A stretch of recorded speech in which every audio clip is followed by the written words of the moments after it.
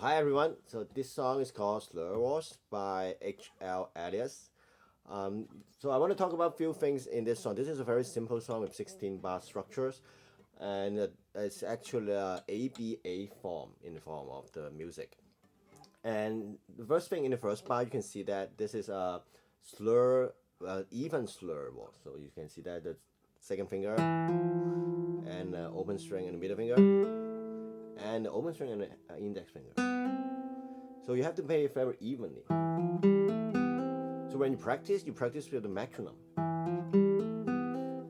and 2 and 3 and 1 and 2 and 3 and. So be careful not to go. Do not rush into it. Not like this. You practice evenly. Okay? And in the second bar to the fourth bar, it's like this. It's like a waltz. It's a very typical waltz rhythm. So when you do a waltz, you want to keep the bass sustained, and the top part slightly like the second note is detached as staccato, and the third note is a tenuto. So like this.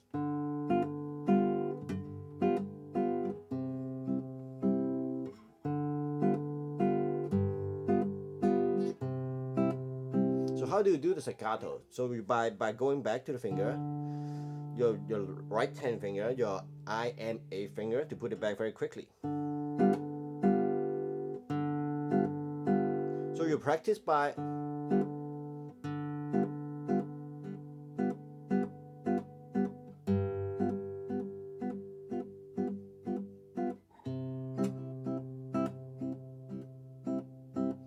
a trick in doing this type of staccato.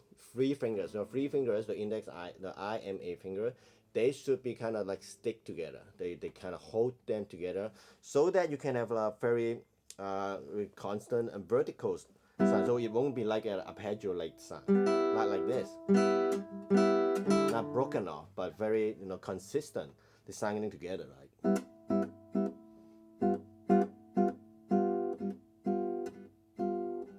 Okay, so now we go to the third line of the music. This one.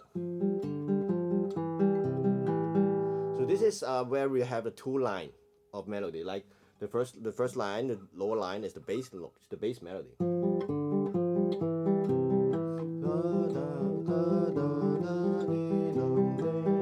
So another line is the open string. Right, so the open string one is more like an accompaniment. It's not like the main melody right here, right? So you want to make it contrast. So you want to have a contrast between the two melodies, like the two lines of them. So you want the lower voice to be slightly louder. In this case, you might want to use red stroke, red stroke instead of free stroke. But you can make it work, because in this message, in this music, sorry, we want to have like a crescendo effect, right? You want to start quieter. Oh, sorry. So it's like you have a gradual increase to the middle part of the melody, so that you have like an emotional push to push the music forward to the D and a C major resolve here, right? So let's try it.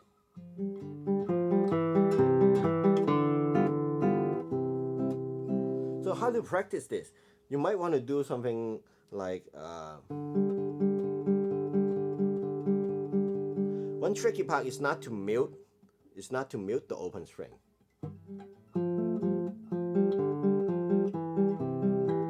Or to make it smooth, you might want to practice separately first. Like you might want to practice the bass line first.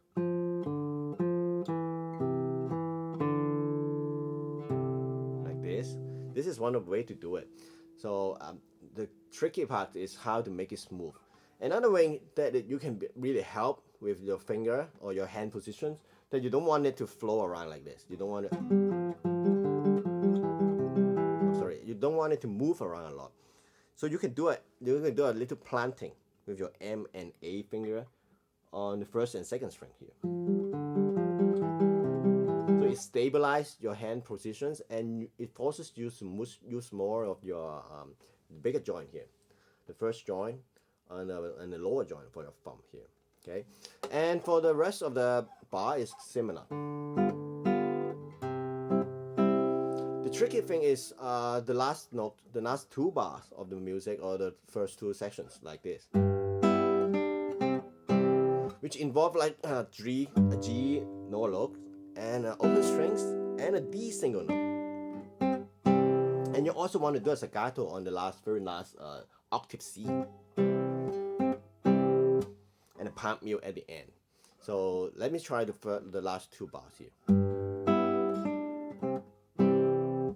Right, so you want to do a open string sustain it, the G string sustain, sorry, and then open string here, and pluck the D string here, so that the audience could hear it. You hear it, and then you do the double staccato. The double staccato can be tricky here. You want to put your A finger and also the P finger, the thumb and the ring finger. You practice by doing like slight movement.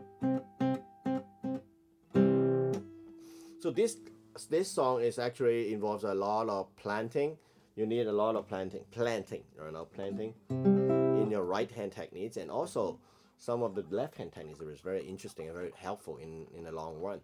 So this is the beginning. This will be a beginning of a whole series of beginner introductory music that everyone could enjoy it, and it's not too difficult, but they can learn a lot from these pieces. These are from my teaching. These are actually I pick these songs from my daily teaching to my students, my private students. So I want to share it with you all today. So have a nice day. Thank you very much.